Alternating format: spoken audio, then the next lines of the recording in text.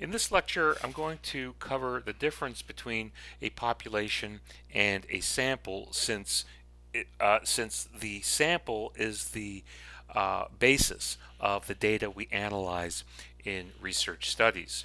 But to begin, when we take a look at a population just simply refers to the total number of cases or items of interest within a defined region. And from a research perspective, this has to be explicitly defined. And some examples of a population of research interest might be all university students in Canada, or it could be more specific, such as all Canadians over the age of 65, perhaps all Canadians suffering from arthritis, or all people with cardiovascular disease.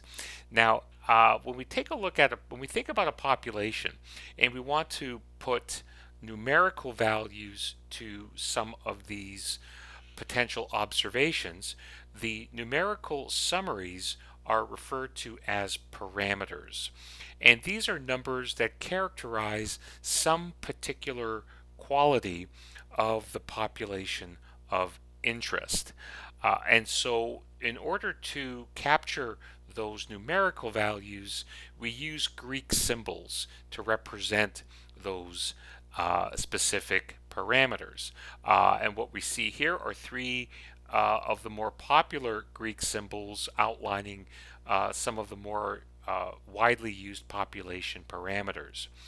The first one here is Greek letter mu, and this is the symbol for the population mean or the population average.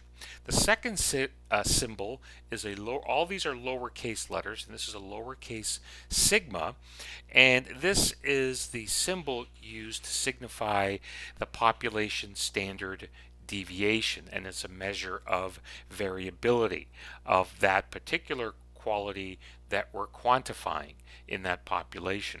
The third symbol here is Greek letter rho, and this is the symbol used to identify the correlation coefficient. Now, in this course, we're going to eventually go through how to calculate these different items, but what we see here are the symbols used to signify those relevant values for the population, which we refer to as a population parameter. Now, when we actually conduct research, we oftentimes do not have the ability or access to the entire population. So what we then do is we take a sample of that population. So as an example, we might ask the question, how many university students are there in Canada?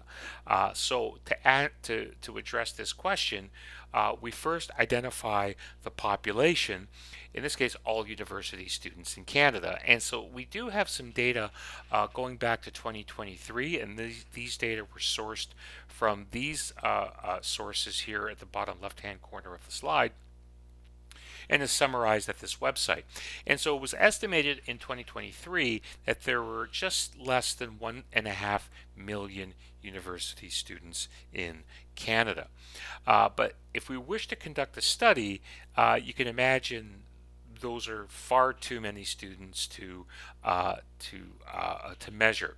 So a sample in a research study might be 50 university students at the University of Guelph. And so although this represents a much greater degree of convenience for the researcher, we often have to ask the question, are these 50 undergraduate students at the University of Guelph representative of the population of interest by the researcher? So although this is a very general question that can't be answered in this one slide, it's always something to consider in the design nature of research studies.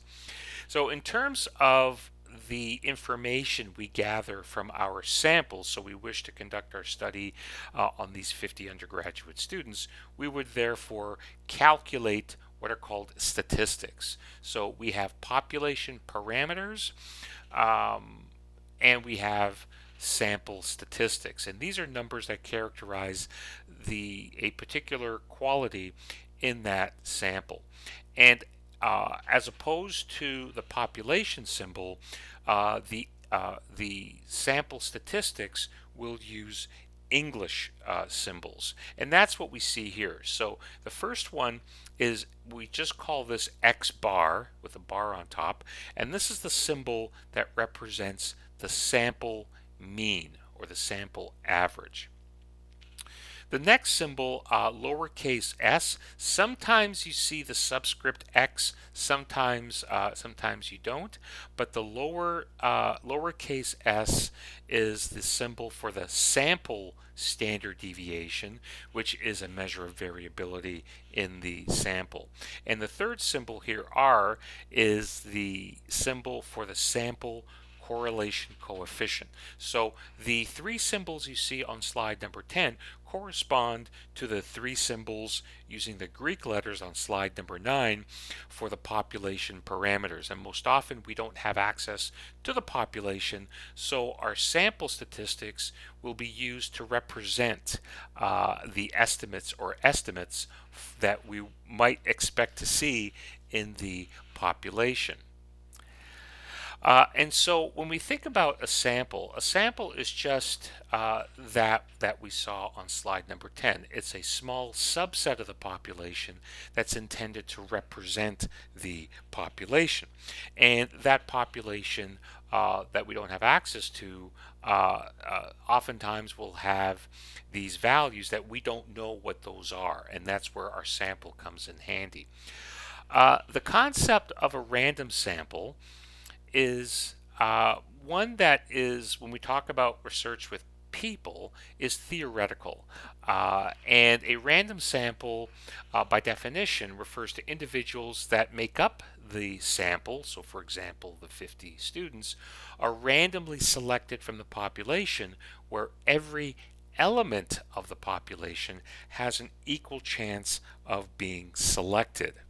Now, when we conduct research with people, the idea of trying to get a random sample does prove to be problematic. So if we are able to select randomly from the population, if the sample size is small, it still may not produce a representative sample of that population.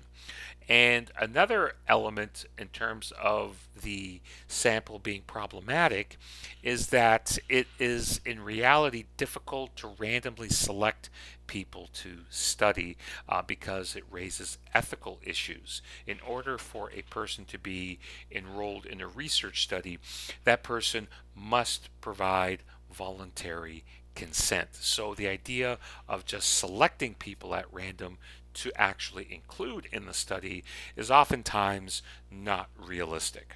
So this ends our first video that compares the population to a sample.